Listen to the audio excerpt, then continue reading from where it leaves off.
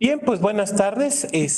Un saludo a todas y a todos quienes se encuentran en esta aula virtual de la Escuela Judicial Electoral. Espero que sí me puedan estar viendo y escuchando. Si en algún momento se corta o algo, por favor, pues nos lo hacen saber y haremos los ajustes pertinentes. Bien, también les pido, por favor, que prendan sus cámaras, salvo aquellas personas que tengan pues, alguna complicación en particular, pero recuerden que es uno de los elementos de la Escuela Judicial Electoral de nuestras sesiones, pues el mantener las cámaras prendidas. A ver, si la memoria no me falla, salvo que, como decía Borges, mi memoria se parece al olvido. Ya estuve con ustedes en una clase que tenía que ver con remoción de magistraturas electorales, ¿es correcto? Sí, ¿O no? doctor. Sí, bueno, entonces ya conocen más o menos las reglas con las cuales vamos a desarrollar la clase. En esta ocasión voy a hacer un ajuste porque no voy a utilizar una presentación como tal, sino más bien tratar de ir desarrollando de manera lógica, coherente, una serie de ideas acerca de la noción de precedente judicial. Y bueno, iremos como siempre abriendo algunos espacios por ahí para la interacción. La realidad es que esto del precedente es algo que con ese nombre se ha venido poniendo de moda, digamos, de manera más o menos reciente, pero que en cierta manera es algo que ya conocíamos, pero que le mencionábamos de otra manera con la idea de jurisprudencia. Ahora, el sentido de esta sesión, en particular, digamos, de la sesión del día de hoy, es que reflexionemos acerca de la naturaleza de eso, de la naturaleza del precedente, de la importancia del mismo, de la relación que tiene con la manera en la que funciona un tribunal o un poder judicial, una judicatura, sobre todo una judicatura colegiada, en relación con algunos principios que son muy importantes en nuestra materia, en particular, o sea, en la materia electoral, en particular por relación o con referencia al principio de certeza, ¿no? Pero desde luego con algunos otros. Tenemos que empezar entonces recordando que la noción de jurisprudencia o que la palabra jurisprudencia es una palabra multívoca, ¿no? Por un lado, pues jurisprudencia representa, lo sabemos, esa referencia a la ciencia del derecho. Aquella que Kirchmann decía que no existía, ¿no? ¿Se acuerdan de aquella famosa conferencia de Kirchmann donde dice, la jurisprudencia no es ciencia porque llega el legislador y borra de un plumazo las constituciones y las leyes? Hoy en la mañana, previo a una clase, platicaba con pues, un abogado a quien considero que es auténticamente un jurista y reflexionábamos cómo cuando él y yo somos de la edad, yo sé que me veo como de 60, pero tengo apenas 49. Cuando habíamos estudiado derecho constitucional, lo que nos daban era pues una especie de exégesis o comentarios de la Constitución, ¿no? ¿Cuántas veces eran lo que hacían los profesores o las profesoras era leer un artículo, una porción de un artículo y explicarlo, pues, te ibas al siguiente, ¿no? Y este método tenía la ventaja de la claridad y la sistematicidad, pero la desventaja de lo que apuntaba Kirchmann. Venía una reforma constitucional y entonces ya lo he explicado, pues se iba a la basura o en el mejor de los casos quedaba como una mera referencia histórica. Pero claro, desde luego, y esto será evidente para ustedes, lo que pasa es que Kirchmann confundía los niveles del discurso, ¿no? El derecho como tal, o sea, las normas, las sentencias, las reglas, los principios, las normas oficiales mexicanas, vamos, todos los materiales jurídicos con los que trabajamos, desde luego que no son derecho, más bien, desde luego que no son ciencia, ¿no? Como una suma de 2 más 2, tampoco es ciencia matemática. El discurso que se hace sobre de estos materiales, ese es ciencia, ese es jurisprudencia. Cuando se construye, en esta primera acepción que estamos platicando, obviamente, ¿no? Cuando se construye el concepto de contrato, como acuerdo de voluntades para crear o extinguir o modificar obligaciones. Eso es ciencia. ¿Han visto ustedes ese meme, no? Que dice, esto es cine. Bueno, pues eso es ciencia del derecho.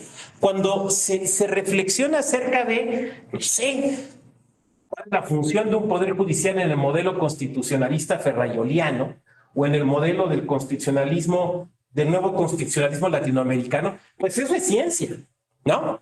Eso es jurisprudencia. Pero aquí tenemos que recordar algo que nos va a servir tenerlo presente para todos los conceptos de los que vamos a platicar el día de hoy y el día de mañana. La noción original romana de jurisprudencia, ¿no? ¿Quién es el jurisprudente? Pues aquel cuyas expresiones acerca del derecho se convierten en el derecho. Aquel al cual el emperador le ha otorgado la potestad de la opinio juris. O sea, de que tiene la potestad de decir el derecho de manera tal que ese decir el derecho se vuelve obligatorio. Modestino, Papiniano, Justiniano, Ulpiano, esos son los jurisprudentes. Pero ¿qué es un jurisprudente? Y este es un rasgo que se nos cuela en la jurisprudencia y que por ende se nos debe de colar, pues, en todas las nociones de jurisprudencia, en la idea de precedente, ¿no? Vamos para allá. ¿Qué es un jurisprudente? Jurisprudente no es el sabio, ¿no? Sino el que sabe qué hacer, el que sabe dar la respuesta correcta y adecuada a la duda que se le plantea. El jurisprudente, entonces, insisto, no es el sabio, entendiendo como sabio aquel que solamente es dueño, digamos, de una cultura meramente libresca. Permítame poner primero un ejemplo literario. Hay un cuento de Borges en el que habla de un hombre muy joven que se cae del caballo. El cuento se llama Funes el Memorioso, seguramente lo conoce. Se cae del caballo, se golpea y queda parapléjico. Pero a partir de este golpe, el tipo desarrolla una memoria absolutamente fotográfica. No puede olvidar nada. Nada es nada. Nada. Y entonces este hombre, pues, le prestan, por ejemplo, la Naturalis Historia de Plinio y se la aprende en una noche. Y cualquier idioma se lo aprende en una noche. Y su memoria es absolutamente fotográfica, pero no es capaz de aplicar eso. O sea, aprende latín, puede leer en latín, pero los conocimientos no es capaz de utilizarlos. Y dice Borges en una conferencia, en una entrevista acerca de este cuento, dice, es que es un mero erudito. Y cuando dice la frase mero erudito, uno se queda pensando, pues ¿cómo que mero? O sea, porque mero es como simple, simplemente es un erudito. Pues ser un erudito ya es bastante. Bueno, es que es ser bastante, pero es ser bastante poco. Voy a poner, o sea, ese es el ejemplo literario. Vayamos a un ejemplo práctico. Piensen ustedes cuando estudiaron la carrera de Derecho. Piensen en ese compañero o compañera, recuerden, ¿no?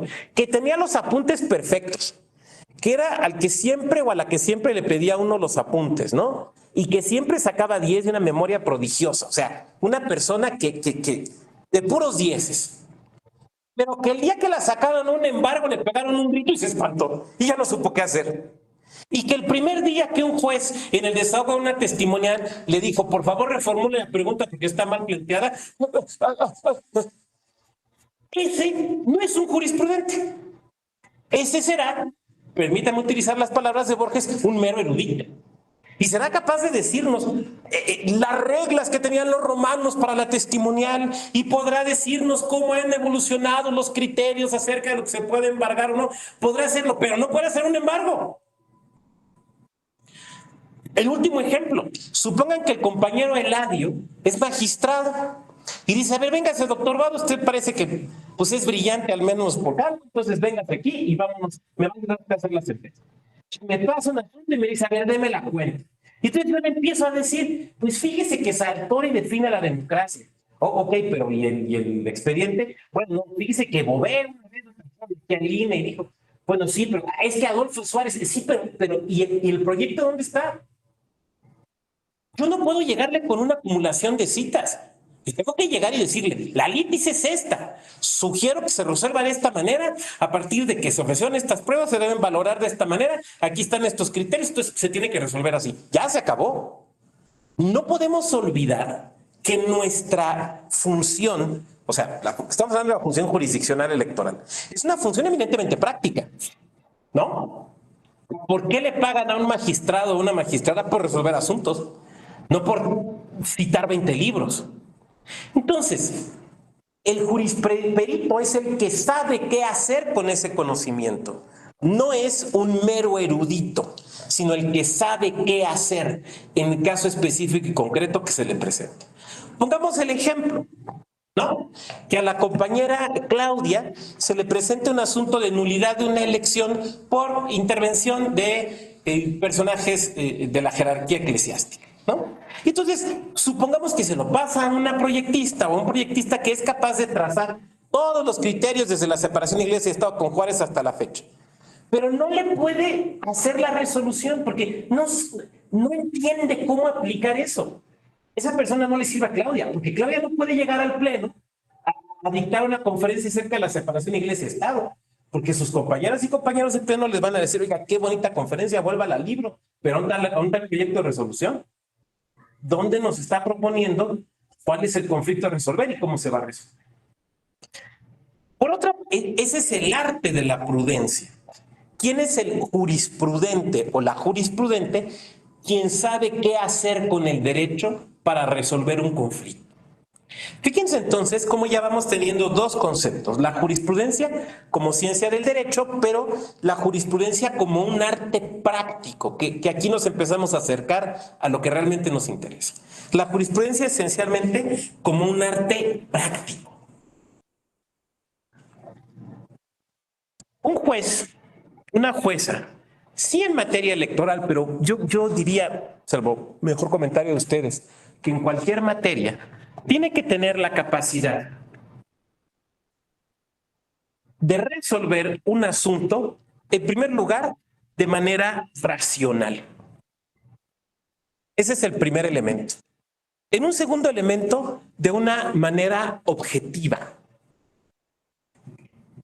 Esto es, lo racional implica que no se violenten las leyes del recto raciocinio respecto, o las reglas del recto raciocinio respecto de un tema en particular o en concreto. Salud, Aarón.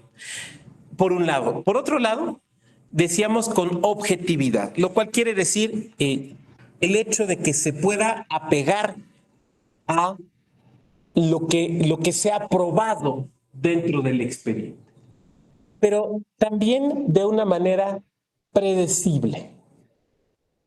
A ver, aquí nos tenemos que ir deteniendo.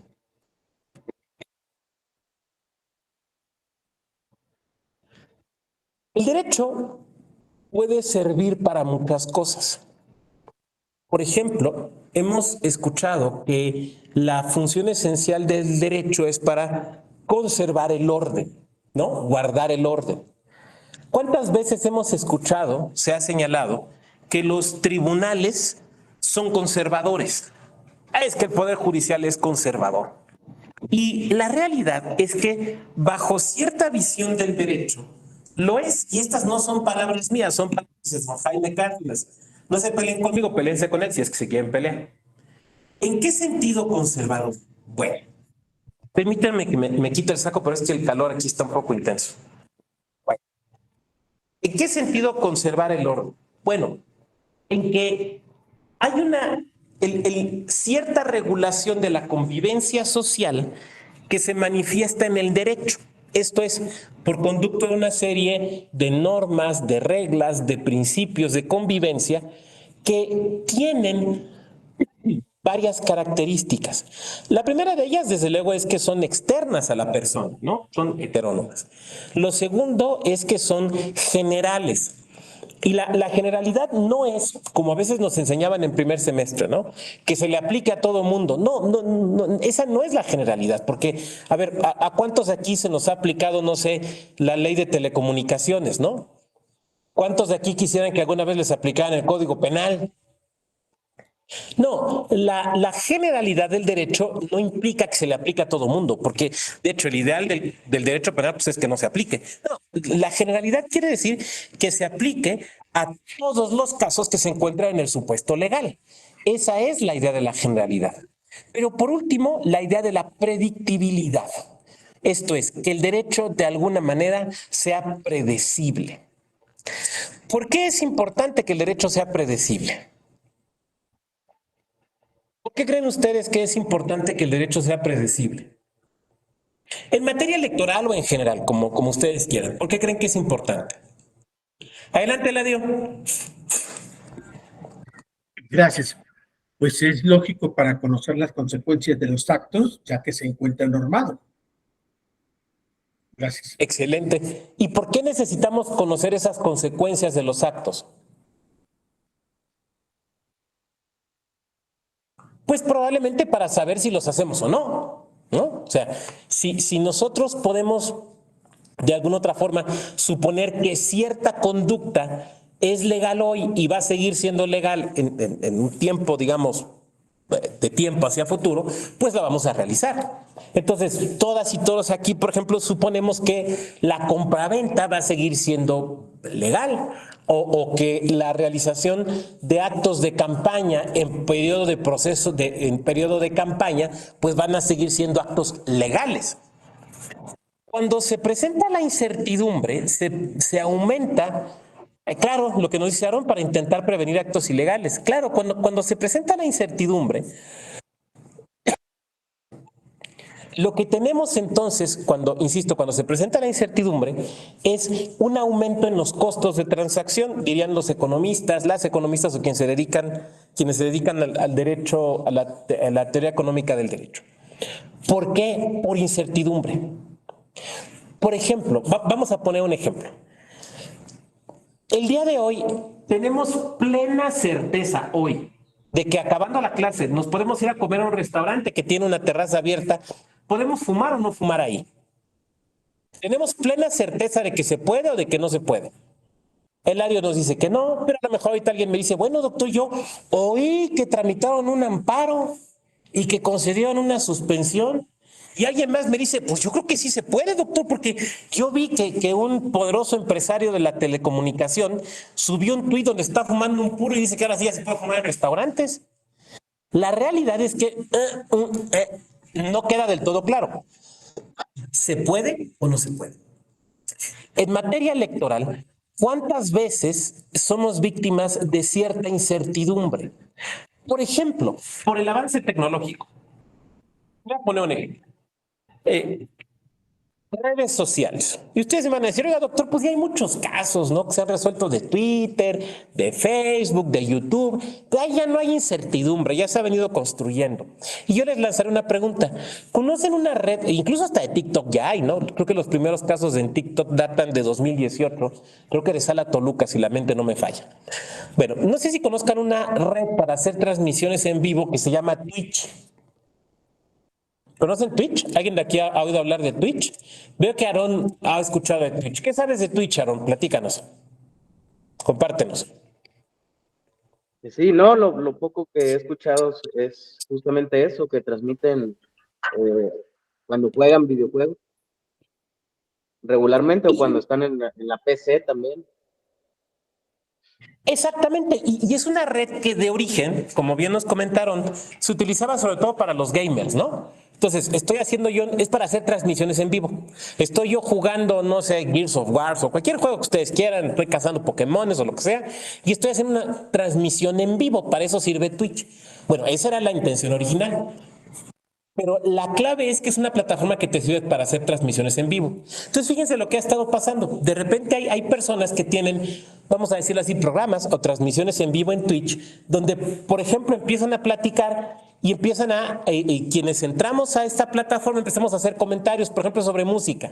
Entonces, supongan que la transmisión es sobre el regreso de Luis Miguel. Ya ven que ya regresó a cantar, está ahorita de gira en Argentina, ¿no? Entonces, bueno, el regreso de Luis Miguel. Y entonces empezamos a comentar allí, y entonces el que está conduciendo empieza sus comentarios y demás. Y entonces yo le pido, oye, ponte la incondicional. en transmisión en vivo. Sí, cómo no. Es como si fuera peticiones de esas que hacíamos antes en el radio, ¿no? De complacencias. Pone la incondicional y empieza a comentar, no, esta se grabó por primera vez en tal fecha y el compositor y demás. A ver, ponte la de, no sé, la que ustedes quieran, las que grabó de Armando Manzanero. Ahí está.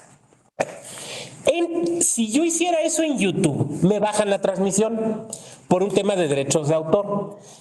En Twitch se hace la transmisión en vivo, que puede o no quedar guardada. Por ejemplo, yo puedo estar haciendo mi transmisión en vivo en Twitch con el tema de Luis Miguel. Estoy grabando a la vez para YouTube. Termina la transmisión en Twitch y la voy a subir a YouTube. Pero yo no la puedo subir exactamente como transmití, porque me la van a bajar por derechos de autor, porque en Twitch puedo monetizar. Entonces, lo que hago es edito mi transmisión en Twitch, le quito las transmisiones, le quito toda la parte de las piezas musicales y la subo a YouTube sin las piezas musicales. O sea, el puro cotorreo. Bueno, ¿qué va a pasar cuando empecemos a tener transmisiones políticas en Twitch? Donde empiecen a decir cosas que alguien considera inadecuadas o injuriosas o demás, pero ya se hizo la transmisión en vivo. Ya no se va a volver a transmitir. O se pasó a YouTube, pero le editaron esa parte. A ver, lo que estoy tratando de decir, o sea, no estoy tratando de adivinar cómo van a resolver los asuntos. Lo único que estoy diciendo es que el avance tecnológico en materia, en sede electoral, nos va planteando una serie de dudas justamente por eso, porque es un avance tecnológico. El día de hoy no podemos tener una absoluta certeza, recuerden que es de lo que estamos hablando, de certeza y predictibilidad, no podemos tener una absoluta certeza acerca de cómo van a resolver los tribunales electorales el tema de Twitch. Y déjenme decirles algo, a lo mejor alguien de ustedes ahorita está pensando, bueno, pero miren, eso no va a ser problema, claro, utiliza riesgo de consumación de actos irreparables, claro. Claro, pero a lo mejor alguien que está ahorita en este salón virtual está pensando, ¿no? Oiga, doctor, pues ¿eso qué? Pues total, aplicaremos el criterio que fixa la superior, ¿no? Bueno, sí, cuando lo fije. Pero ¿qué tal que los primeros asuntos se le presentan a la Judicatura Electoral local? Como es muy probable que suceda, porque no es radio y televisión, es Internet, y el Internet en campañas locales le toca, en principio, a los tribunales locales. Entonces, bien puede suceder que a los primeros tribunales que esto les llegue y que tengan que ir fijando los primeros criterios sean tribunales electorales locales. Pero lo que quiero decir es que en este momento tenemos una incerteza, tenemos falta de certidumbre, la palabra correcta sería, tenemos una incertidumbre. ¿Por qué? Que no se han presentado. Porque es algo que apenas nos va a llegar. Es algo absolutamente novedoso. No es como, ay, doctor, pues el caso de los influencers. Sí, bueno, pues ya sabemos los criterios, pero este es algo novedoso. La falta de certeza lo que provoca es que no existan incentivos para considerar que la conducta sea adecuada o sea ilegal. Si yo sé que la conducta es ilegal, pues entonces ya no la realizo. O, como creo que a veces pasa con los partidos políticos, la realizo a sabiendas de que va a venir el castigo o la sanción. Pero cuando no se sabe, caemos en el campo de la incertidumbre. Se ha pensado eliminar la incertidumbre del derecho de muchas maneras. La primera de ellas, fallida, desde luego, es por medio de la pura legislación. Esto es, de considerar que un tribunal, un juez, una jueza no debe realizar labores de interpretación, sino meramente aplicar la norma al caso concreto. Sí, ya sé, esta es la idea de la Revolución Francesa. Sí, ya sé, esta es la idea que se intentó plasmar el año pasado en una reforma a la Ley Orgánica del Poder Judicial Federal, ¿se acuerdan? Que fue declarada inconstitucional por la Suprema Corte de Justicia de la Nación. Lo decían los franceses, ¿no? Los franceses revolucionarios. El juez debe ser la bouche de la loi. El juez debe ser la boca que solo pronuncia lo que dice la ley. Déjenme decirles algo. Era a grado tal que el Código Penal napoleónico consideraba delito que el juez interpretara la norma o suspendiera su aplicación. Era delito, no solo estaba prohibido, sino que el juez que lo hacía, y digo juez porque solamente había jueces hombres, el juez que lo hacía cometía el delito de prevaricación. O sea, no era solamente que lo regañaran, no era solamente que perdiera el encargo. Diría mi padre, lo entabicaban a la cárcel, porque era un delito. ¿Por qué? Porque, y fíjense, estas palabras que voy a decir, si no resuenan hoy, ya no diré en México, diré Israel, por ejemplo, ¿no? ¿Por qué? Porque el juez no es representante popular. El juez no es de ninguna manera depositario, ni siquiera de manera indirecta, de la soberanía popular. El juez, ¿qué tiene que andarle corrigiendo la plana a los legisladores? Pero esto ni siquiera es de la Revolución Francesa, esto es más antiguo. Lo intentó Justiniano con una constitución imperial llamada la Constitución Tanta. Y en esa constitución, que es la Constitución Tanta, es una constitución imperial bizantina, en esa constitución se dijo, no le otorgo, dice el emperador, no le otorgo a los juristas la posibilidad de pronunciarse o interpretar esta constitución. No sea que con sus artes, así dice, enreden el entendimiento de lo que aquí se ha dicho. O sea, ya nos dijo muy feo, ¿no? No sea que con sus artes enreden el entendimiento de lo que aquí se ha dicho. Pero, digo, no sé qué pasó con la Constitución Tanta, pero sí sé lo que pasó con la Revolución Francesa, y ya desde incluso la época previa a Napoleón, estoy pensando en Sieyès, por ejemplo, el gran abate Sieyès, ya se planteaba la idea de que, pues, es que hay veces que la ley no es tan clara, que la ley se presta a interpretación y que hay ocasiones que el juez que el órgano judicial tiene que interpretar la norma. Y entonces se creó pues, los tribunales de casación, el Senado conservador francés, eso que después nos llega a México como lo que Bourgois y otros le llamaban el amparo casación. O sea, la posibilidad de que de que un órgano superior establezca cuál es el sentido de la norma. Pero se nos quedó incluso dentro de nuestra Constitución mexicana un viejo resabio de estas épocas de la Revolución Francesa, en un tipo de ley que ustedes escucharon el año pasado, que son las leyes interpretativas, ¿no? Que están ahí en la Constitución y que están en la ley orgánica del Poder Legislativo de la Unión y que existen en los estados. Leyes en virtud de las cuales es el propio órgano que hizo la ley el que hace una segunda ley que va a interpretar a la primera. No una ley que modifica o que abroga a la primera, sino que establece la inteligencia o la interpretación que debe de tener la primera. Oiga, doctor, pero es que eso casi no se usa. Pues casi no se usa, pero el año pasado lo intentaron. El año pasado lo hicieron, porque parece que después vino la Corte y dijo es inconstitucional. No porque las leyes interpretativas sean inconstitucionales, sino porque la ley interpretativa no puede ir más allá que la ley que interpreta. No sé si me explique, porque eso es irracional. Entonces, desde luego, hay una idea de que debe haber una cierta predictibilidad en el derecho, porque sin esa predictibilidad nosotros no sabremos si la conducta que queremos hacer o que estamos planeando hacia futuro será algo válido o no será válido. Por ejemplo, yo no sé, y lo planteo de verdad como un no sé, no estoy siendo retórico, de verdad no estoy siendo retórico, pero yo no sé si en las estrategias, perdón, tengo que contestar es de mi hijo, perdón.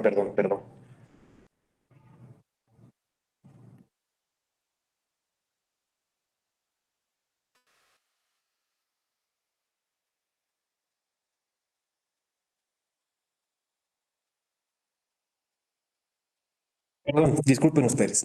A ver, estamos en la predictibilidad, ¿verdad? Ah, ya. Hay un derecho, en la historia ha existido un derecho que era absolutamente predecible porque no podía cambiar, que era el derecho persa, ¿no? El derecho persa, estoy pensando en la época de oro del Imperio Persa, ¿no? Su capital es Ctesifonte, antes de de las guerras con los romanos y desde luego antes de que desaparecieran por la conquista de los árabes. El derecho persa tenía una cualidad muy curiosa, que era el que no se podía cambiar. O sea, las leyes que había establecido un emperador hace 200 años no se podían cambiar después. Era un derecho, en ese sentido, absolutamente predecible, porque no cambiaban. Ahora, tenía también un problema. El problema era que ante la imposibilidad de cambiar, entonces, ¿cómo se ajustaba a situaciones novedosas o a situaciones no previstas? Y esto le pasó a un emperador. Por ejemplo, o sea, el caso es el siguiente. Es un caso real. No recuerdo el nombre del emperador. Debe haber sido alguno de los Jerjes, pero no me acuerdo cuál. Lo que le sucede es lo siguiente. Había una ley persa que decía que alguien que no tuviera la visión de los dos ojos o de un ojo no podía ser emperador de los persas. O sea, tenía que ver con los dos ojos, ¿no?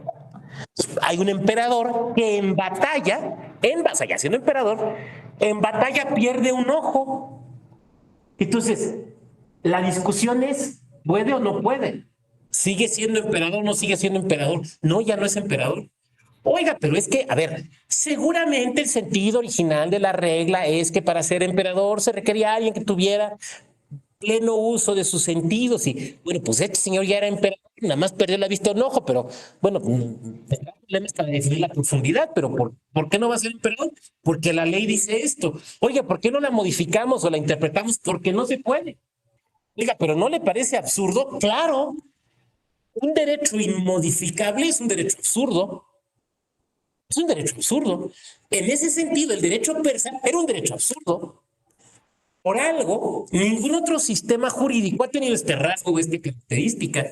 Lo volvería absolutamente predecible, pero lo volvería una camisa de hierro. Sí, ¿y qué pasaría con la evolución, con el cambio tecnológico? Pues absolutamente nada, no podría darse. Eso es un absurdo. Los persas, no, tengo yo la impresión de que los persas tienden un poco a esto, porque pensemos brevemente en la literatura persa, ¿no? Pensemos en la poesía persa. Ese monumento de la cultura mundial que es las Rubaiyat de Omar Khayyam, esas muestras de literatura persa, que es una maravilla. La Rubaiyat es una maravilla.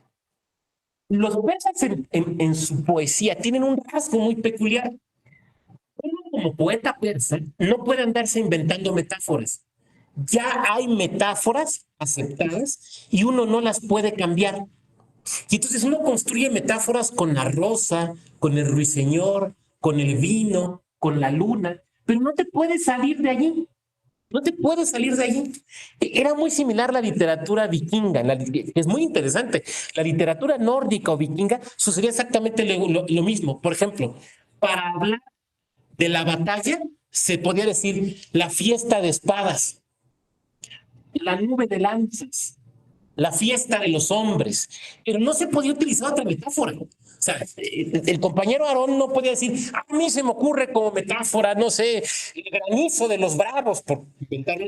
No se puede hacer, porque no te puede salir. Bueno, era la literatura persa y así era su derecho.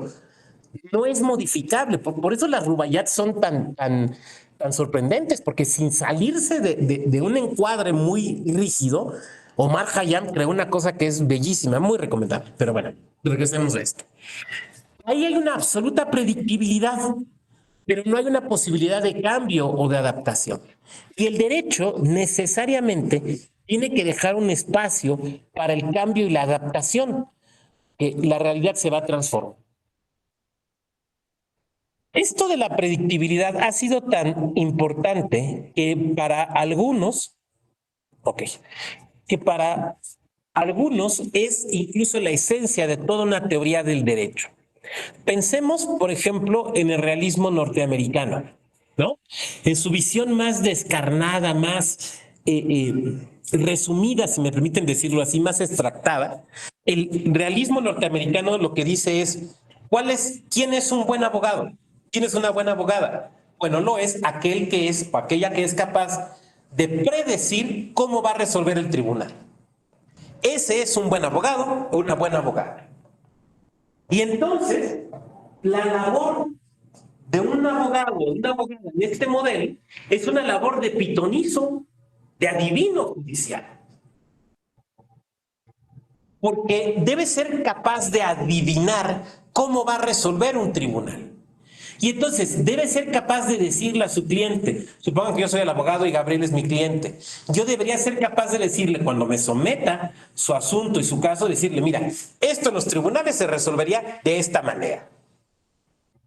Esta noción ha sido tan fuerte y tan relevante en el derecho norteamericano que marcó la manera de cómo se enseña el derecho norteamericano. ¿Cómo se enseña el derecho norteamericano? Pues ustedes lo saben, por casos, ¿no? ¿Cómo se estudia? Por casos. Tan es así que los americanos tienen un tipo de libro de texto jurídico que nosotros en México casi desconocemos, que es el libro de casos. O sea, cuando tú vas a estudiar aquí Derecho Constitucional, tú vas allá por Uruguay y te compras el libro de Fixamudio o el de Burgoa, ¿no? Espérense al año que entra y se van a comprar uno que estamos escribiendo el magistrado de la Mata y yo, pero ese sale el año que entra de Constitucional. Ya metí el comercial. Pero ¿qué hace un estudiante norteamericano? No va y compra ese libro, pide, dame el libro de casos de Perengano.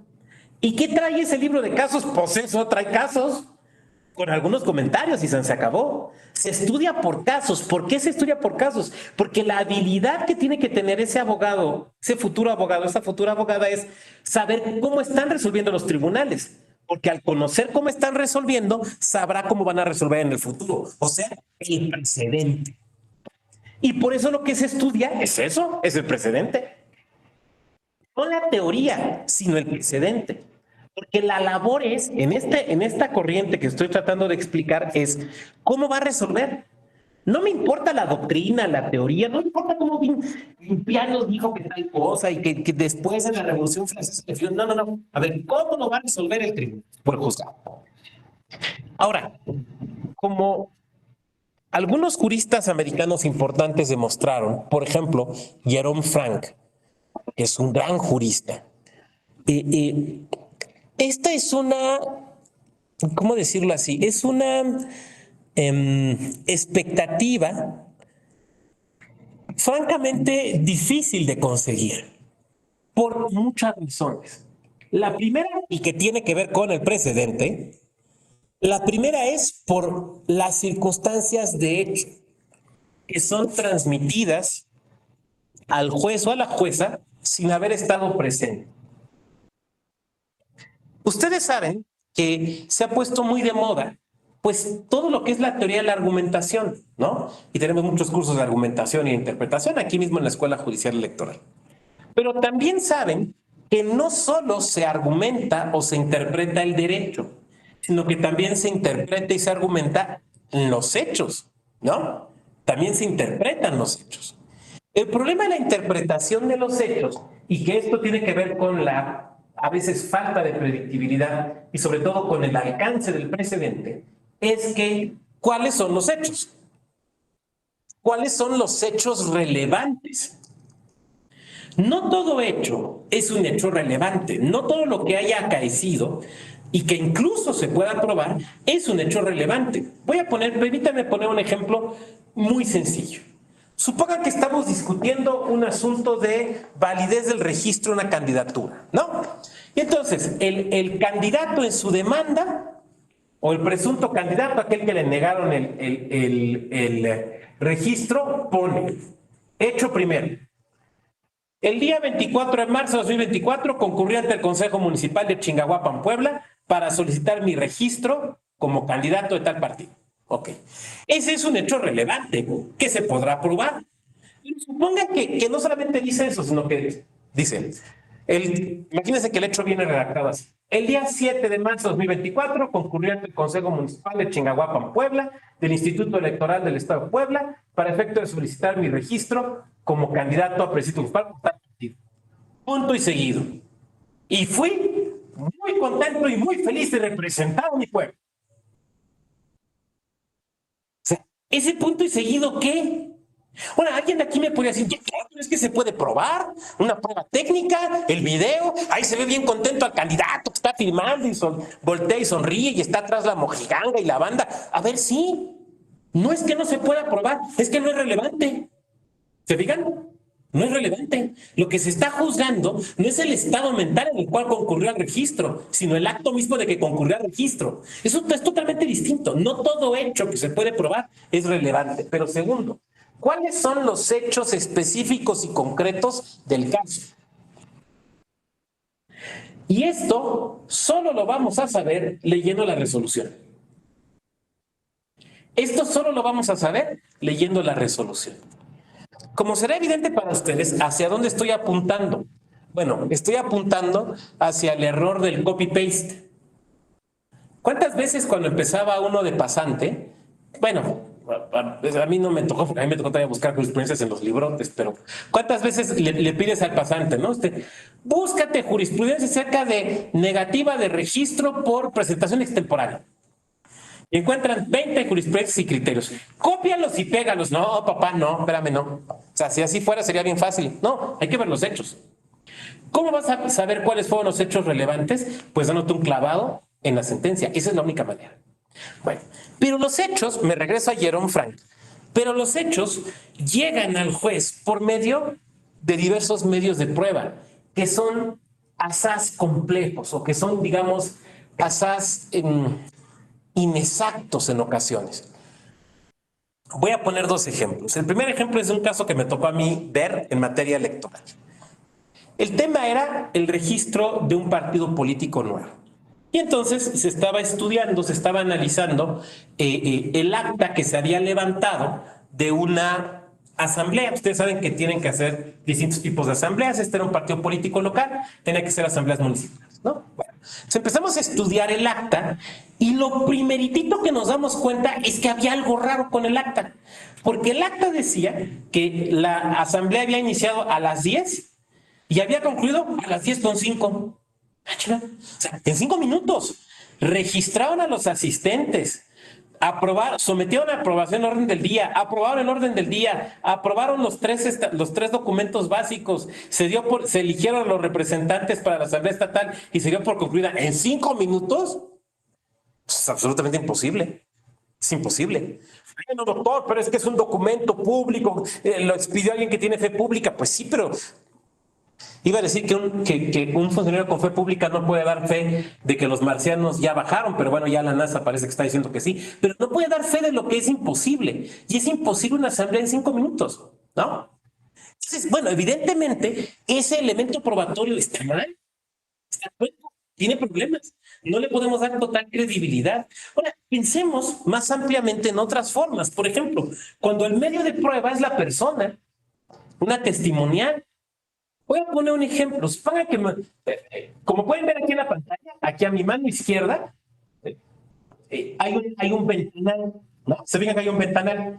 Supongan que se comete un delito allá afuera donde está el ventanal y me quieren ofrecer a mí como testigo porque yo estaba en este salón y pude ver. Si yo volteo a ver con mis lentes, veo perfectamente, pero si yo me quito los lentes, yo me voy contra el vidrio. O sea, porque tengo mucha miopía.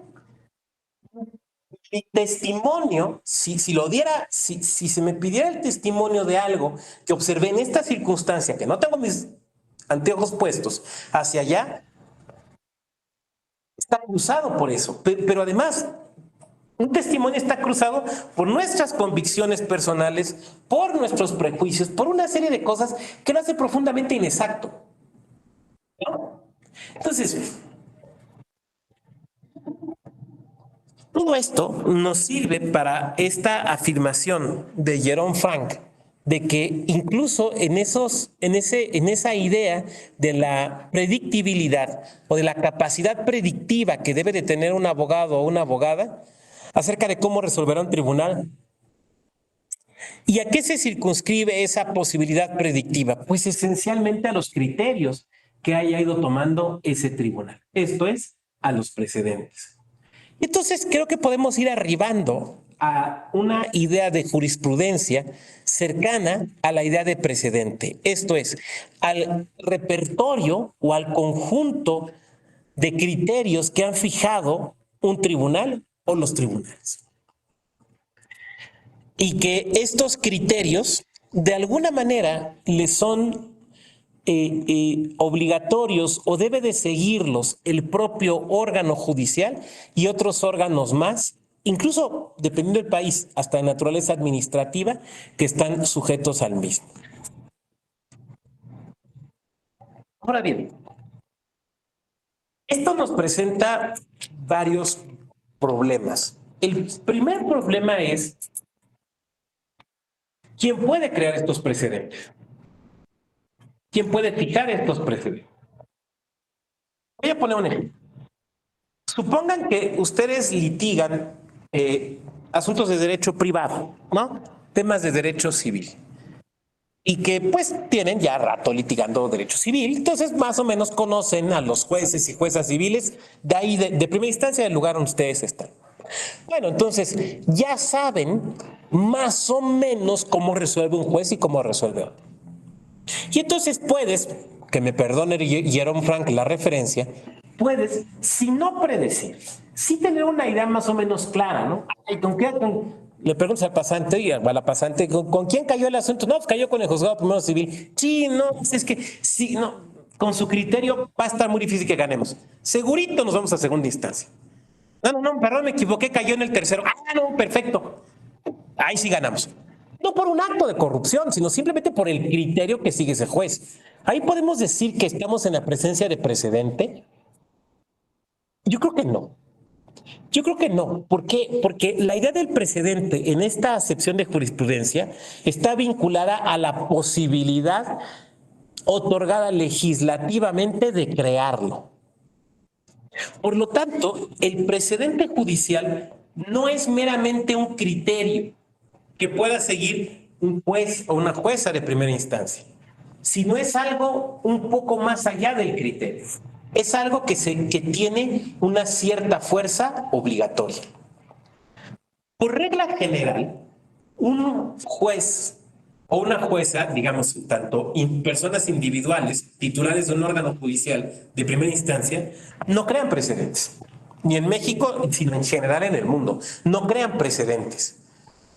Pueden tener criterios y pueden seguir esos criterios. Si el compañero Jonathan llegara a ser juez penal, por ejemplo, de primera instancia, pues seguramente tendría ciertos criterios con los cuales desahogaría, no sé, las audiencias, por poner un ejemplo, ¿no? Bueno, pero eso, vamos, Jonathan no podría pretender que los demás jueces penales, juezas y juezas penales de su distrito, los apliquen. Ese es su criterio y se acabó. Esa es la diferencia con el precedente. El precedente lleva implícita, lleva invíbita la idea de algún tipo de obligatoriedad, ¿no? Algún tipo de fuerza que va más allá de su mera convicción racional. La segunda característica es que esto es algo propio de órganos colegiados y más bien en segunda instancia. De órganos colegiados y más bien en segunda instancia. Aunque, desde luego, puede suceder que nos enfrentemos a casos de única instancia, ¿no? Por ejemplo, los casos que lleguen, que sean directamente del conocimiento de sala superior, por poner un ejemplo. Ahora, ¿qué es entonces el precedente? Pues es una interpretación que se vuelve obligatoria. Ahora, esto implica decir varias cosas. Lo primero de ello es que es una interpretación judicial o que es una interpretación en sede jurisdiccional. Eso quiere decir que solamente se va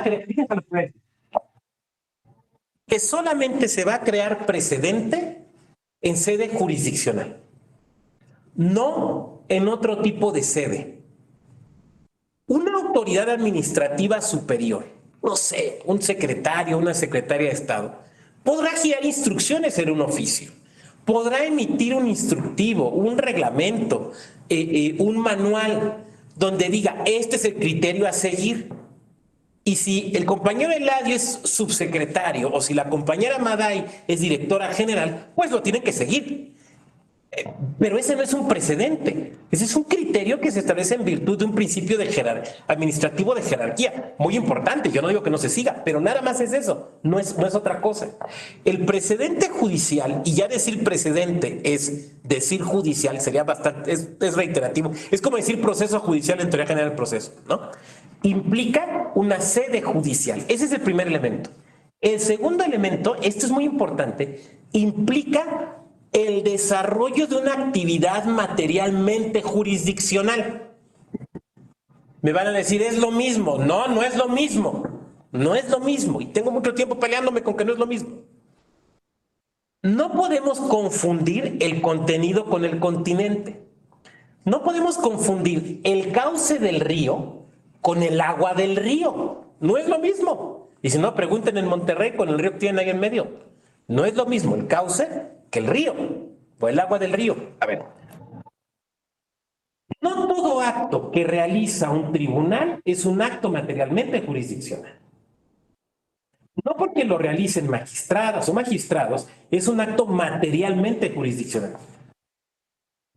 Perdón, pero cuando el magistrado o magistrada presidente te firma tu credencial para que te identifiques y puedas entrar, ¿ese es un acto jurisdiccional? ¿Ese es un acto jurisdiccional? Es que lo firmó el presidente o la presidenta. Eso es un acto jurisdiccional. ¿Está resolviendo un litigio? Otro ejemplo. Cuando se firma un contrato de arrendamiento, no sé, viene proceso electoral, entonces, pues, ay, crecen las ponencias, hay que rentar un edificio para poner ahí a la gente. Bueno, pues, se firma ese contrato. ¿Es un acto jurisdiccional? Cuando se emite el reglamento de sesiones, ¿ese es un acto jurisdiccional? Es un acto del Poder Judicial o es un acto de un órgano judicial, pero no es un acto materialmente jurisdiccional. Ahí no se puede generar precedente. Ojo, ojo, yo no estoy diciendo que no sean importantes, que no se deban hacer. Desde luego, todo eso, claro, son legales, constitucionales, necesarios, todo lo que ustedes quieran, pero no es un acto materialmente jurisdiccional, aunque se desarrolle en sede judicial. Lo que no es un acto materialmente jurisdiccional no puede dar lugar a un precedente. Puede dar lugar a un criterio administrativo, pero no a un precedente judicial. Miren, lo voy a poner con un ejemplo de la materia que yo creo que todas y todos ustedes estuvieron muy atentos. ¿Se acuerdan cuando la Corte, perdón, este es del trabajo, lo tengo que checar?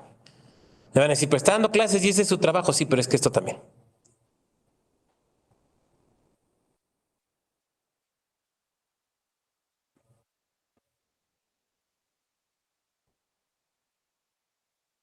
Perdón, ¿eh?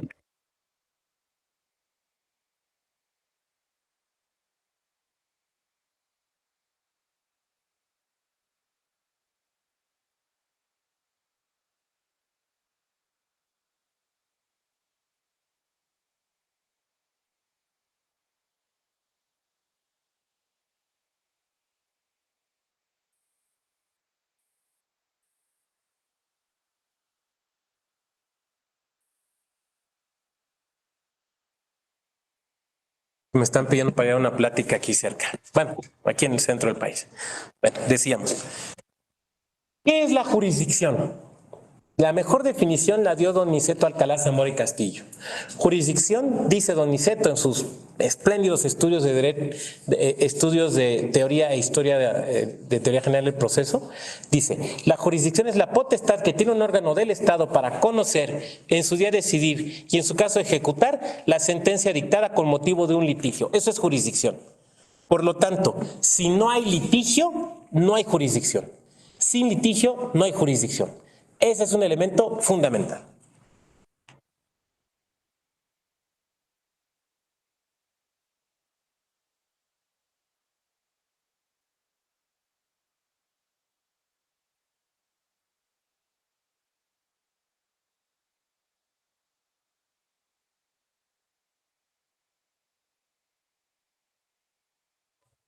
Hay que pedirlo por oficio, obviamente, ¿no? Pero bueno, decíamos, eso es jurisdicción. Por lo tanto, el primer antecedente es que existe un litigio para que se desarrolle un proceso judicial donde se manifieste la jurisdicción, que es la aplicación del derecho al caso concreto. Bueno, ya definimos jurisdicción. Ahí les va el caso electoral. ¿Se acuerdan de la consulta popular a nivel nacional que se hizo aquí en México, que el año pasado? Bueno, hace 2 años. ¿Se acuerdan de la consulta? Aquella sobre procesar o no, investigar o no hechos del pasado. ¿Se acuerdan? ¿Se acuerdan quién autoriza la consulta? ¿Quién aprueba la realización de la consulta? ¿El INE, la Cámara de Diputados, el Senado, la Presidencia de la República? ¿Quién la aprueba? La Suprema Corte. La Suprema Corte aprueba si la consulta es o no constitucional y la pregunta. Tan es así que desde que existe la consulta popular en México se ha planteado por lo menos en 11 ocasiones y solamente una ha pasado, que fue esta última. Muy bien. Ahí les va la segunda pregunta. Cuando la Corte definió la procedencia de la consulta popular, ¿fue un acto materialmente jurisdiccional? Porque hubo ponencia y todo, si no me equivoco, fue de don Luis María Aguilar. ¿Fue un acto materialmente jurisdiccional? Decir, sí, adelante con la consulta.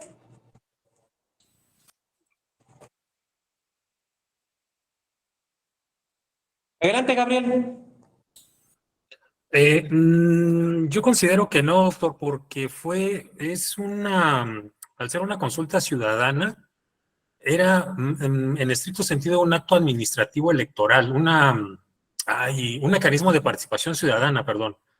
Entonces, en ese sentido, no sería jurisdiccional, aunque haya sido aprobado por la Corte. Bien, muchas gracias, Gabriel. ¿Alguien más? Para que fuera un acto jurisdiccional tendría que haber habido un litigio, ¿no? Lo cual implica una pretensión y una resistencia. O sea, alguien diciendo, sí, que se haga la consulta y aquí están mis razones jurídicas. Y del otro lado alguien diciendo, no, que no se haga y aquí están mis razones jurídicas. ¿Hubo litigio? No. ¿No? Lo que hubo fue una petición de Presidencia de la República, el procesamiento a través del Congreso y el planteamiento ante la Corte. Y la Corte lo discutió. ¿Se acuerdan de la discusión? Que es una discusión interesantísima. De las discusiones más interesantes que he visto en la Corte en los últimos tiempos. Claro que hubo discusión y hubo una decisión en pleno, pero no fue un acto materialmente jurisdiccional. Entonces, ¿cómo que no? Le están negando si fue la Corte. A ver, no todo acto que haga la Suprema Corte, aunque sea en pleno, es un acto materialmente jurisdiccional. Ese no fue un acto jurisdiccional, fue un control constitucional preventivo, no judicial.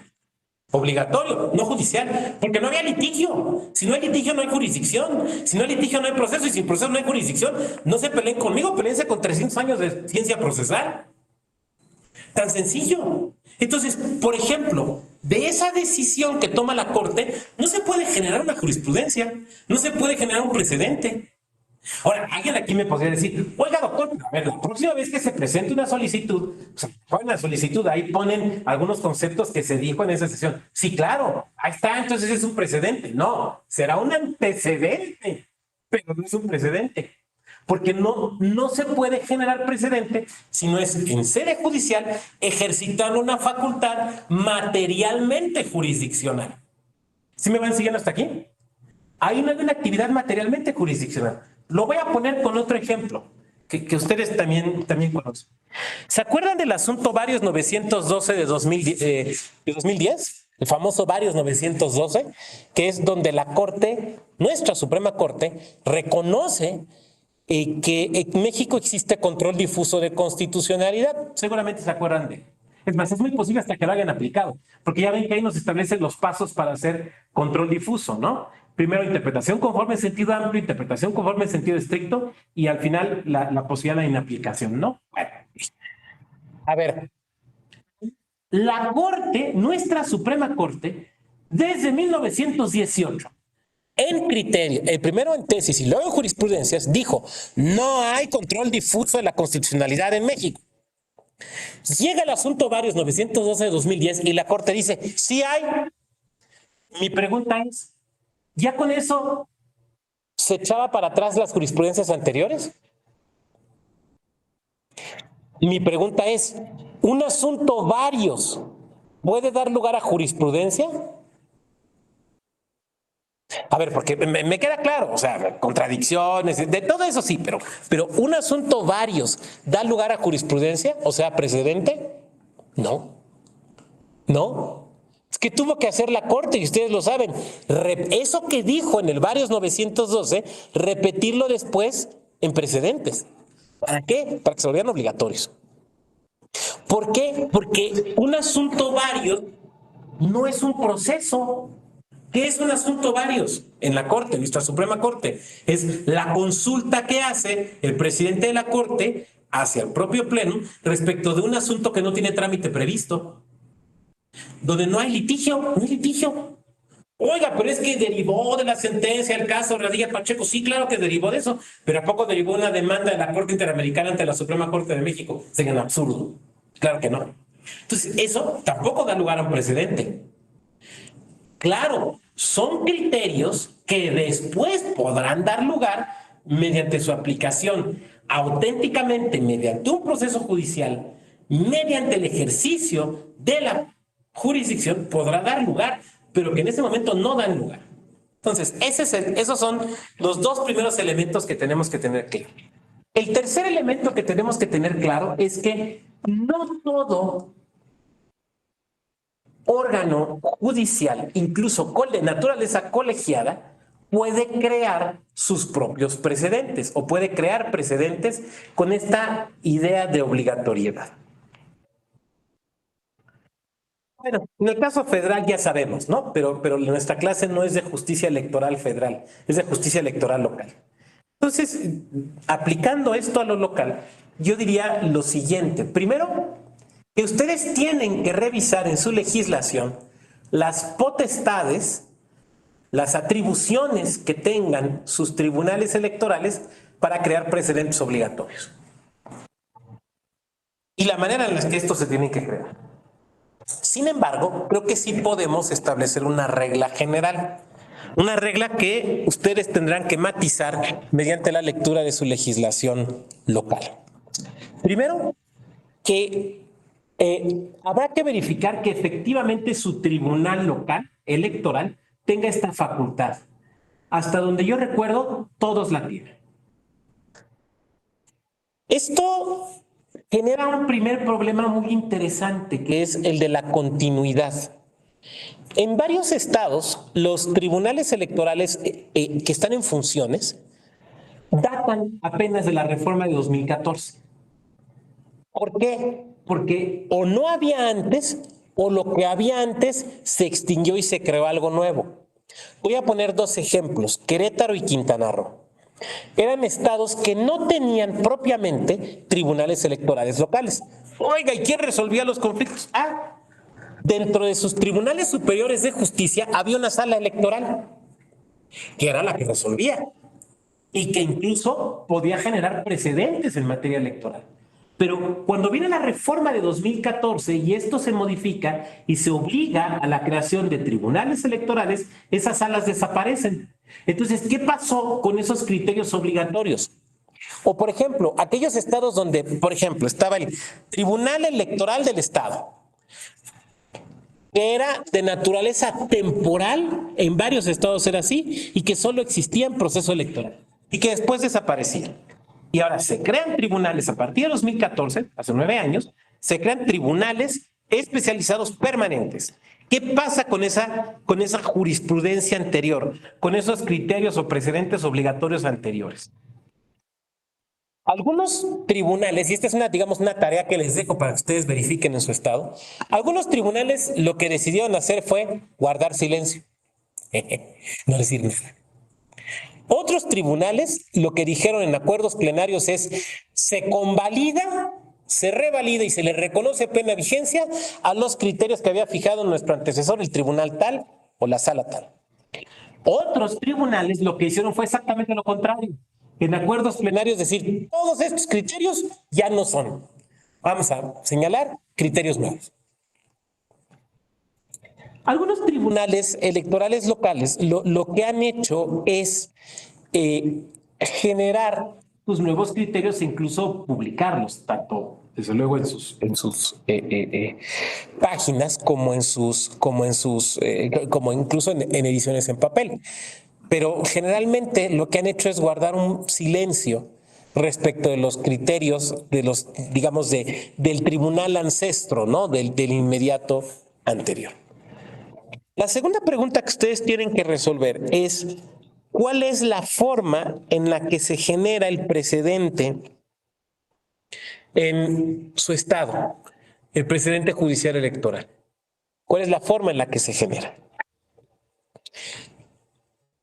En algunos estados, por ejemplo, el precedente se genera con 3 casos resueltos de la misma manera. En otros, con 5. Pero yo no puedo aquí afirmar en los casos donde ustedes están específicamente cómo. Eso, insisto, tienen ustedes que verificarlo. Ahora, esto nos va a presentar una serie de problemas que vamos a abordar un poco más adelante, que tiene que ver con la definición de los casos que generan la genealogía del precedente, o sea, de donde se origina el precedente. Pero yo quisiera aquí, o sea, dejar esa parte ahí, lo vamos a retomar, e irme a otro elemento que me parece muy importante. Yo decía al inicio de esta sesión que el derecho en esta visión tiene la idea del orden, del orden de la sociedad, de un orden que debe de ser atendido. Ahora bien, eso implica no la imposibilidad del cambio, porque no somos persas, o sea, el cambio jurídico se tiene que dar, pero que este cambio deba ser ordenado. Este cambio se puede dar esencialmente, digamos, por las vías pacíficas, a vías no pacíficas, pero por las vías pacíficas se puede dar de 2 maneras. La primera de ellas mediante la reforma legal, ¿no? O sea, la actividad propia del poder legislativo que va modificando las normas. Pero el sistema jurídico moderno, como el mexicano, como los sistemas jurídicos de cada entidad, tienen otra característica que es su mutabilidad por vía interpretativa. Esto es, por los criterios que van estableciendo los tribunales. Esa es una de las razones que se ha utilizado en México para justificar que los cargos judiciales no sean vitalicios, sino que los cargos judiciales tengan una cierta temporalidad. Por ejemplo, sabemos que un ministro, una ministra de la Corte dura 15 años, ¿no? Pero yo les lanzo una pregunta: ¿por qué 15? ¿Por qué 15 y no 10 o 12 o 20? ¿Por qué 15? ¿Por qué exactamente 15? ¿Se han puesto a pensar en ello? ¿Por qué 15? ¿Por qué 15 y no 14? ¿Por qué 15 y no 16? ¿Por qué 15? Dicen, esto ya es un poco chisme legislativo, pero que yo creo que es cierto, que cuando se estaba elaborando y discutiendo la famosa reforma de Ernesto Zedillo del 94, se utilizó un argumento o una frase, una opinión, ¿no?, de José Ortega y Gasset. Fíjense a quién estoy citando, o sea, no estoy citando al licenciado Chiringuas, ¿no? Ortega y Gasset decía que las generaciones se renuevan más o menos cada 15 años. Claro, esto lo decía Ortega y Gasset en los 20 o 30 del siglo pasado. Hoy, no sé, habría que pensarlo, pero Ortega opinaba eso, que las generaciones se renuevan más o menos cada 15 años. Ortega lo que se refería era a la renovación de las ideas. Hoy diríamos, siguiendo a Kuhn, el cambio de los paradigmas, ¿no? O sea, el cambio de los paradigmas en las ciencias, en las disciplinas, en el arte, va cambiando más o menos, dice Ortega, cada 15 años. Y que de ahí esta idea de que un ministro, una ministra dure 15 años. Pero en términos de predictibilidad, y ya abordé el tema de predictibilidad, no voy a repetirme, en temas partiendo de la idea de la predictibilidad, es una mala idea una renovación de golpe de todo un órgano judicial, porque podría implicar el cambio absoluto de criterios. ¿no? Lo cual de forma inmediata parece una mala idea. Y ustedes me van a decir, oiga, doctor, pero usted ha hablado de la mutabilidad, usted ha hablado de la necesidad de que el derecho vaya cambiando y se vaya ajustando. Sí, claro que he hablado de eso, pero yo no he dicho que cambie de golpe. Yo no he abogado aquí, porque no es el tema de la clase, por un derecho revolucionario que condene al basurero de la historia todo lo que está antes, ¿no? Sino a un derecho que va cambiando, que va mutando, que va evolucionando, no revolucionándose. Los tribunales suelen no tener una función revolucionaria. Digo, no sé, salvo el primer tribunal de los soviets a partir de 1918 o de los tribunales populares que planteaba Emiliano Zapata en el Plan de Ayala, los tribunales no suelen tener una función revolucionaria, sino una función de evolución. Eso implica que los criterios pueden ir cambiando, pero que van a ir cambiando de una forma pausada y no de golpe. Esencialmente porque la renovación de los órganos no debe ser del órgano completo. O digamos, normalmente se busca que la renovación sea parcial, sea por porciones, de manera que se pueda ir actualizando el tribunal, los órganos jurisdiccionales colegiados, vayan entrando nuevos criterios, nuevas apreciaciones, nuevas ideas, pero que esto no implique un cambio de golpe, porque se rompe la predictibilidad. Yo quisiera dejar hasta aquí esta parte de la peroración para que pasáramos a las reflexiones, los comentarios que ustedes quieran hacer. No he hablado el día de hoy de la forma, porque no es que la forma no sea importante, es que es lo menos importante. Lo más importante es para qué sirve, de dónde viene, a dónde va, cómo se encuadra. Eso es lo más importante, porque la forma, como sea. Entonces, bueno, es en donde me he querido centrar en la plática de hoy. Entonces, si les parece, abrimos un espacio para comentarios o reflexiones. ¿Quién quiera hacer uso de la voz?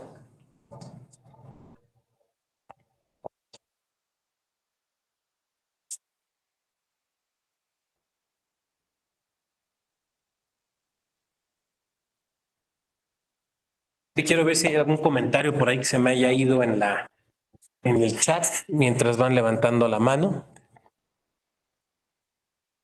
Para intentar prevenir actos ilegales, dice Aaron. Sí, claro, ¿no? O sea, esa es parte de la idea de la predictibilidad. Y por ilegal no solamente, digamos, un ilícito penal, sino también un ilícito administrativo, ¿no? Es una falta en materia electoral, ¿no? Por ejemplo, cuando empezaban las redes sociales había muchas dudas. Bueno, ya no redes sociales. A ver, yo me acuerdo cuando empezó el tema de paridad, 2014, me acuerdo, porque pues en esa otra vida que tuve yo como consejero electoral, una duda que teníamos en 2014 era sobre la paridad en los ayuntamientos, si solamente era vertical o era horizontal. Y ahorita cualquiera va a decir, ay, doctor, pues ya lo dijo el tribunal, es horizontal y vertical. Sí, ahorita ya lo dijo, pero en 2014 no lo había dicho, porque era nuevo. Y la duda los teníamos los soples y la duda lo tenían los tribunales locales, pero sobre todo la duda lo tenían los propios partidos. ¿Estoy obligado o no? ¿Debo postular paritariamente candidatas a la presidencia municipal o no? Entonces, claro, hay duda. No se sabe qué se puede y qué no se puede. Dice, tomarle foto a nuestro voto. Ay, Eladio, ese es todo un tema, ¿no? ¿Es ilegal per se tomarle foto al voto? ¿O es ilegal cuando esto está vinculado con otras actividades como presión y compra y coacción del voto? Y entonces lo ilegal es la fotografía, lo ilegal es la transmisión de la fotografía o lo ilegal es la presión para la obtención de la misma. Sí, claro, ese es todo un tema. El riesgo de consumarse actos irreparables. Claro, ese es un tema con Twitch. Es que ese es un tema con Twitch. Miren, yo no soy experto en Twitch. Yo he entrado a algunos, o sea, yo sé lo que es y he entrado a un par de transmisiones de un literato ex comentarista de radio que sigo. Entonces, pues, o sea, eso es lo que sé y un poco lo que he leído de Twitch. Pero creo que apunta hacia eso que comenta Aarón, ¿no? A un tema de la consumación de actos irreparables. Bueno, les voy a poner otro ejemplo. A ver, los cambios que está pasando con esa red social que antes llamábamos Twitter y que ahora es X.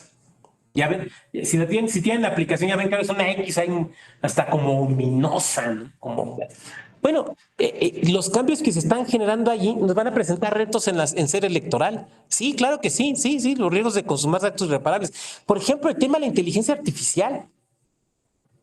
Estaba viendo que se está desarrollando ahora no me acuerdo si Cambridge o Harvard, una aplicación, ya hasta la busqué para bajarla, pero todavía no la suben, una aplicación para que nuestras fotos, las fotos que tomamos y que subimos a redes, por ejemplo, no se puedan usar para generar inteligencia artificial.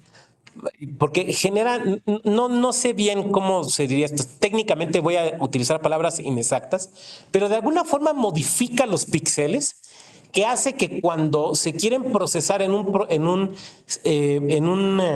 una aplicación o en un sistema de inteligencia artificial, hace que no se pueda usar la fotografía. Entonces, sí, claro, sí, ahí tenemos una serie de temas importantísimos, pero bueno, creo que ya había una mano levantada. ¿Alguien había levantado la mano? Sí, adelante, Eladio, te escuchamos. Gracias, muy gentil, excelente exposición. Muchísimas gracias también. Tengo una inquietud que me generó en el momento en que estaba explicando cambio escalonado pues de la Corte, del Tribunal como tal, ¿no? En donde efectivamente el que se ha escalonado es que permite que poco a poco vaya transitando y evolucionando las ideas al interior para que pues el propio derecho vaya creciendo y desarrollándose. Pero mi inquietud es, ¿no será que puede tener el efecto contrario? Que en realidad el derecho anquilosado sea el que más se quede y permee en los nuevos para que siga llevándose a cabo como un derecho anterior. Sería esa mi única inquietud. Muchas gracias.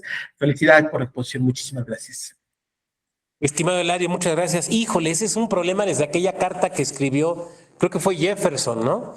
Que decía que donde se discutía acerca de la duración de las constituciones y Jefferson decía que el mundo pertenece a los vivos, ¿no? Y que no podemos estar atados por las decisiones del pasado, pero por otra parte una constitución, como cualquier derecho, está hecho para durar. Sí, claro, a ver, es que es un problema muy complejo, o sea, parte de la idea es esa, o sea, viene la renovación porque entran personas nuevas.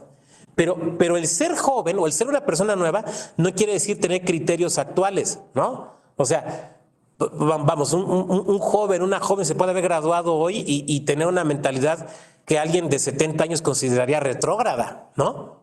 Entonces, no es per se garantía de algo, eso es lo que quiero decir. Voy a poner un ejemplo. A mí me gustan mucho los relojes viejos. Este que traigo hoy es un Elgin de 1950 y tantos. Me decía, ese rico el doctor. No, el Elgin era el Citizen de su época. Son relojes muy baratos, muy baratos. Pero en el ámbito de los relojes antiguos hay un concepto que se llama el antiguo nuevo o antiguo no usado. ¿Qué es? Son stocks de relojes de hace 20, 30, 40, 50 años que no se vendieron. Entonces, son relojes viejos, pero no son relojes usados. O sea, son relojes antiguos nuevos. No sé si me explica la paradoja. Eso a veces nos pasa. Uno puede ser joven y tener ideas de hace 50 años. O uno puede ser una persona de ya una edad senecta y sin embargo tener ideas avanzadas. Entonces, eso no es garantía. Pero yo creo que esto se equilibra cuando pensamos en otro elemento que no introduje en la discusión, pero que ahorita introduzco, que es los distintos orígenes, ¿no? Supongamos que aquí nosotros fuéramos un colegiado y entonces la compañera es egresada de la Libre de Derecho y el compañero Aarón es egresado de la Autónoma de Tabasco y el compañero Gabriel es egresado de la Ibero y el compañero Jonathan es egresado de la Panamericana y la compañera Mariela egresada de la UNAM y yo soy egresado de la UVM. No tenemos la misma formación, ¿no? Entonces, eso se supone que también nos ayuda a eso. Porque a lo mejor Aarón va a ser positivista, pero a lo mejor Claudia es principalista, pero a lo mejor Gabriel es crítico del derecho, pero a lo mejor yo soy marxista jurídico. Entonces, se supone que esa, no quisiera yo decir mezcla, sino mixtura, que esa mixtura de orígenes, de edades, de formaciones, de carreras previas, ayudan a que se vaya aireando los criterios. Ahora, puede haber, cuando se genera ¿cuándo sucede lo que tú comentas, Eladio? Porque también sucede, cuando hay endogamia, ¿no? Esa es típica en los poderes judiciales locales. ¿Quién llega magistrado? Pues quien ya fue juez. ¿Quién es magistrada? Pues ya quien ya fue jueza. Entonces se mantienen los mismos criterios, vamos, hasta los mismos formatos. Hasta los mismos formatos. ¿No les ha pasado que de repente ves una sentencia de un tribunal y dices, pues como que el machote era de 1950? Claro, porque se los van heredando, ¿no? Va un poco por ahí, Eladio. Regresamos contigo, adelante, por favor. En algún momento también llegué a leer algún artículo en donde no solamente son los que van heredando en sí los propios formatos, sino linaje familiar, en donde sí hacen un estudio de los apellidos que han predominado dentro de la propia corte durante muchos años, ¿no? En donde efectivamente sí hay cierto linaje familiar que se queda, que se le da preferencia para que suba hacia a la corte. Gracias. Gracias. Yo creo que tendríamos que hacer una distinción y me hago responsable del comentario. Me parece que es normal que el hijo o la hija de alguien que trabaja en el Poder Judicial, pues hace poco platicaba yo con una persona que trabaja en juzgados de distrito y me comentaba cómo tenía una compañera que llevaba a su hijo de chiquito, de bebé, y lo tenía ahí en una caja. En esas cajas, pues ahí tenía el bebito, ¿no? Pues ahí estuvo, y al paso del tiempo, ¿qué se hizo? Pues se hizo abogado y ahora, ¿qué es tu secretario de un juzgado? Me parece que eso no es lo problemático, ¿no? Es como, pues, el hijo de, no sé, de médico, la hija de médica, pues a lo mejor tienden a. El problema es cuando se vuelve una casta cerrada. Hace poco releía qué es el tercer estado de Sieyès, y ahí Sieyès hace una referencia a lo que tú comentas. Dice que los jueces franceses llegaron a un acuerdo para que no pudiera tener cargo judicial, sino quienes pertenecieran a las familias que ya tenían cargos judiciales, ¿no? Entonces, o sea, cuando es una regla, entonces sí, es cuando. Definitivamente, ¿no? Y a lo mejor yo lo puedo decir con toda esta soltura porque mi hijo claramente no tiende para abogado, ¿no? Entonces, pues no lo vamos a ver por acá en la judicatura. Muchas gracias, Eladio. ¿Quién más?